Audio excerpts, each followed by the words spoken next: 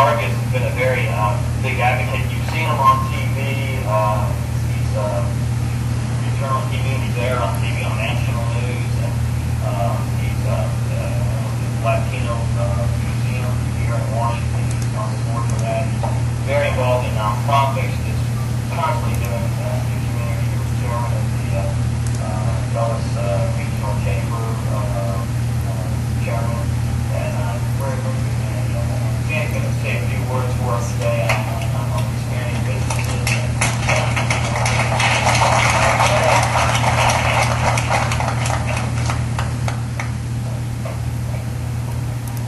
Thank you. How's everybody doing? Great job on the end. How's everybody doing tonight? Great! Get some energy going on. Now, thank you all for coming out tonight. It's a pleasure to be here. Thank you for coming out on such a beautiful sunny day in Washington, D.C. Thank you, Michelle, for all the work that you do. Thank you, Guillermo, for all the work that you're doing on behalf of the Virginia Hispanic Chamber of Commerce. And I'll be honest with you, I don't know about you all. Is anybody else ready for spring? Yes! I'm up to here. I just got back from Miami. No! I was thinking about changing the date. Michelle asked me to say a few words about how to be successful in business. So I thought about that for a while and said, okay, so make more money. But I thought that would be kind of a short speech. So I had to modify that one. Sort of like the book I'm going to write on dieting. It's going to be 4 words, eat less, do exercise. Yeah, I'm doing a little bit more than that. But I understand that we're all facing some difficult challenges right now with the economy the way it is. But I'll be honest with you, we do have one advantage here as business owners, is the fact that we do happen to have businesses located in the greatest country on the face of the planet. Yes, United States of America. Amen.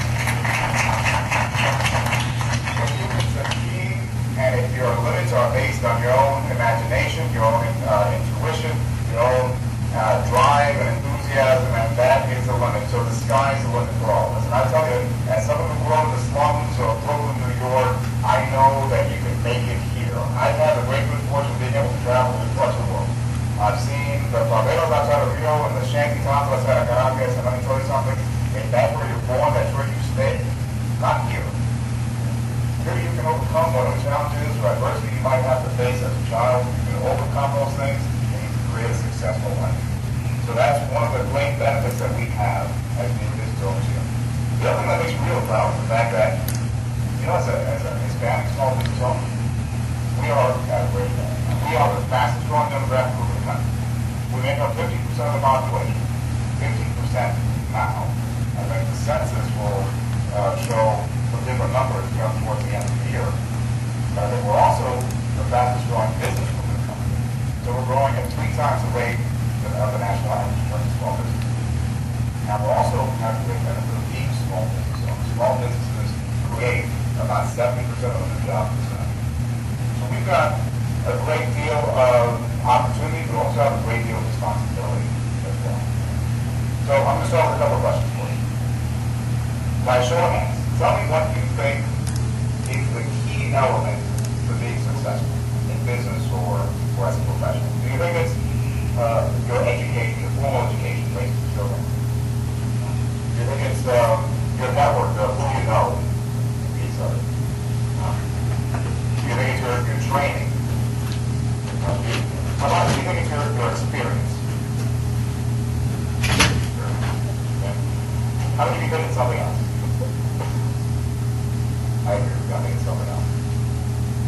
You know, one of the speeches that's always inspired me was Dr. Martin Luther King Jr.'s speech on the wall. And he talked about something that I think affects all of us. He talked about the content of your character being what should be the measure of a person's worth. And I think that's true. I agree with that. It's less about what you know, who you know, what you've done, but it's more about who you are. And I think that's what sets us apart. I think that's what allows us to be able to overcome whatever challenges or obstacles we might face and create success for ourselves, for our companies, for our employees, for our customers. Now, I've thought about this for a long time.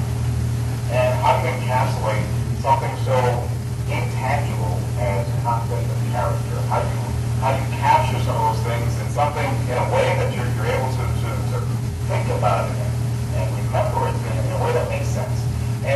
line, it came down to, so I've got a marketing and PR firm, which is, my company does marketing public relations. And I was trying to figure out ways to clear so we have the word that came to mind was, to get to where you need to go, you've got to go through some doors. You've got to go through some doorways. So I thought about those letters. So the first D that came to mind was drive and determination and dedication, hard work, stick to it, don't give up. That's one of the things that I think is really important. So that D. The first O that I thought about was the open mind. I think the day that we stop learning, the day that we think we know it all, is the day that we stop thinking about what we don't know. Always be learning. Every day. I don't care how old you are, I'm getting that old. I know that every day that I'm on this blue marble, I'm learning something new, and I'm always happy to learn something new from everyone that's around me. So always be willing to learn and always have an open mind. The second O that I thought about was outstanding character. That thing that I mentioned earlier that Dr. J talked about. It's about integrity. It's about honesty. It's about being correct. And it's about being courageous. So always strive for that outstanding. We're going to fall down. We're going to make mistakes. We're human. When you do, pick yourself up, brush yourself off, keep going, try to do better. Always try to do right there.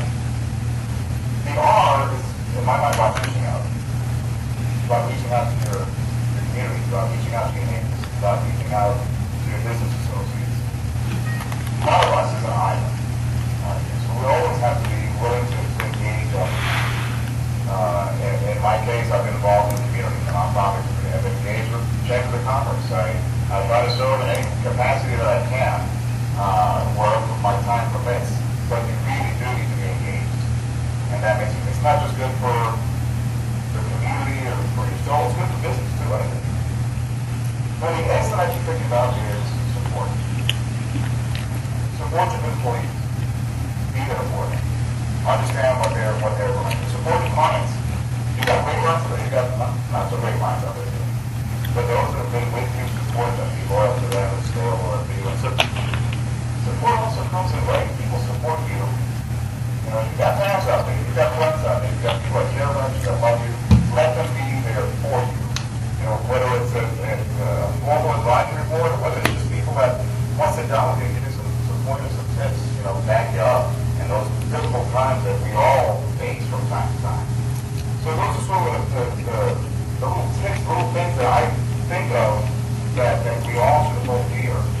Now, with all that said, one of the key ways that every one of us in this room can make a difference is by supporting this organization. By supporting what Michelle and Guillermo and others are trying to do to make sure that we're working together to identify ways to be able to help each other, create successful businesses, create opportunities, employ more people, create a vibrant, thriving economy, not just the Fairfax, but the entire Commonwealth. I think when we look back at the folks that came before us, people like Will Sosa, who's just walking in the room, thank you for being here.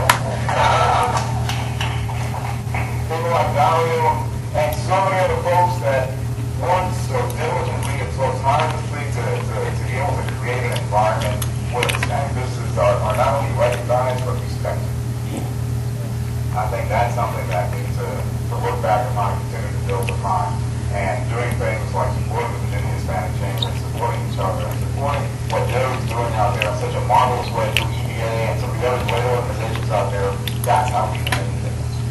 So I encourage you to do so, and I thank you all for being here. I look forward to working with Michelle and Guillermo as we move forward with the Virginia Hispanic Chamber. I'm going to leave you with one thought, though. I'm going to say the two words that every audience loves to hear.